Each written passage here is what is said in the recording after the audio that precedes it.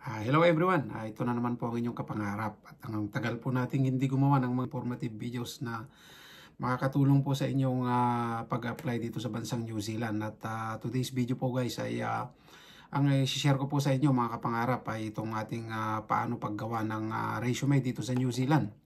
At ano nga ba yung mga format na ginagamit para makagawa ng resume sa pag-apply dito sa bansang New Zealand, kasi alam naman natin na ang resume po ay isa sa pinaka-importanting papers sa pag-apply.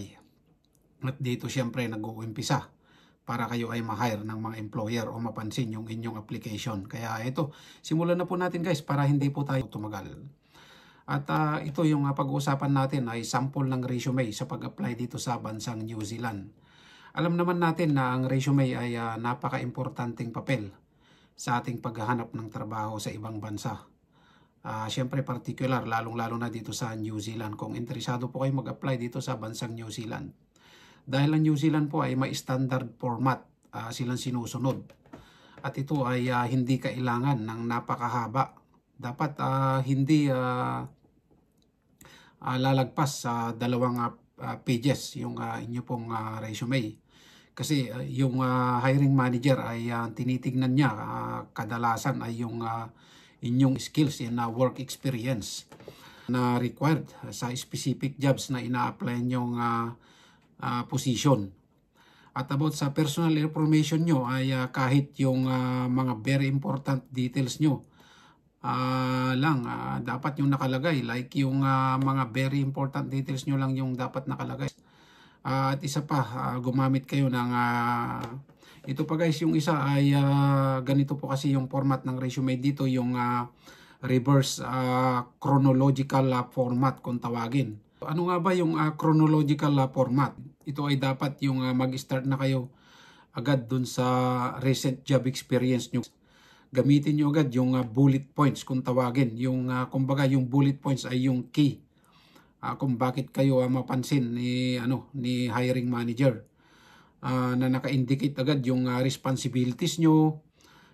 Then dapat include yung resume summary nyo. Syempre yung umpisa ay may concise summary or career objectives. Ito ay may 2 or 3 consisting sentences lang guys dapat.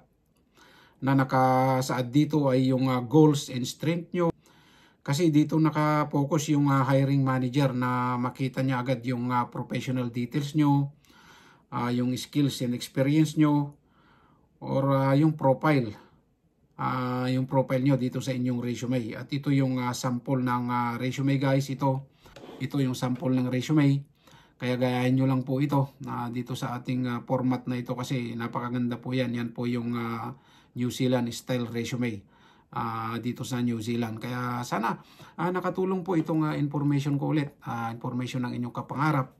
At good luck po sa inyong paghahanap ng trabaho dito sa New Zealand. At kung nagustuhan nyo po itong ating video ito ay pag-share po and pa-react na rin, pa-like. And sa mga hindi pa po nakakapag-subscribe ng ating channel, Kapangarap Vlog NZ, ay subscribe po para mas marami pa po tayong magawang mga videos about sa mga ganitong topic, kung paano po makapunta dito sa bansang New Zealand, ano nga ba yung mga dapat gawin. Marami pa po tayong isi-share na mga videos guys. And kung gusto niyo rin po akong i-follow sa aking Facebook page, ay meron din po tayong Facebook page at doon ay kalimitan nagpo-post po ako ng mga New Zealand life and yung trabaho ko dito sa New Zealand and some tips na rin po paano po makapunta dito sa bansang New Zealand. Ayun po, at sana nakatulong ulit itong information ng inyong kapangarap and God bless po. Bye-bye.